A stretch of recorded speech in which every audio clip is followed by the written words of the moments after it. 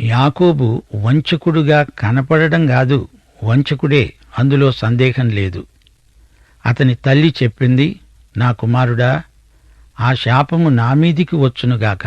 నా మాట మాత్రం విను, పో, వాటిని నాకు తెచ్చి ఇయ్యి. అతడు అలాగే వెళ్లి వాటిని తల్లికి తెచ్చి ఇచ్చాడు. అతని తల్లి అతని తండ్రికి ఇష్టమైన రుచిగల భోజ్యములను సిద్ధపరిచింది. తన జ్యేష్ఠ కుమారుడైన ఏశావుకు సొగసైన వస్త్రాలు ఇంట తన వద్దనే ఉన్నాయి. గనుక రెబ్కా వాటిని తీసి తన చిన్న కుమారుడైన యాకోబుకు తొడిగింది. ఆ మేక పిల్లల చర్మములతో అతని చేతులను, అతని మెడ మీద నునుపు భాగమును కప్పి, తాను సిద్ధపరచిన రుచిగల భోజ్యములను, రొట్టెను తన కుమారుడైన యాకోబు చేతికి ఇచ్చింది. సోదరీ సోదరులారా, ఈ వాక్య భాగాన్ని వ్యాఖ్యానించకుండా విడువలేను. ఈమె చేసిందేమిటి? ఈ దొంగాటకమంతా దేనికి? అతని వీపుకు, చేతులకు మేక చర్మం కప్పాల్సినంత అవసరమేమొచ్చింది? తండ్రికి కళ్ళు కనపడవు, తడిమి చూస్తాడు.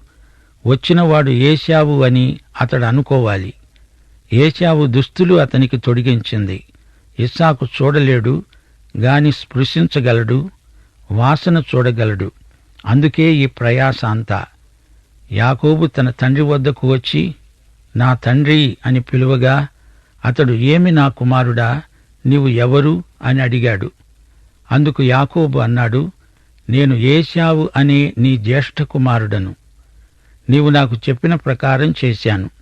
నీవు నన్ను దీవించడానికి దయచేసి లేచి కూర్చుండి నేను వేటాడి తెచ్చిన దానిని తిను.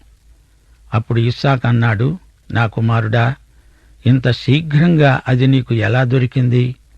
అతడు అన్నాడు, నీ దేవుడైన యెహోవా నా ఎదటికి దానిని రప్పించటం వల్లనే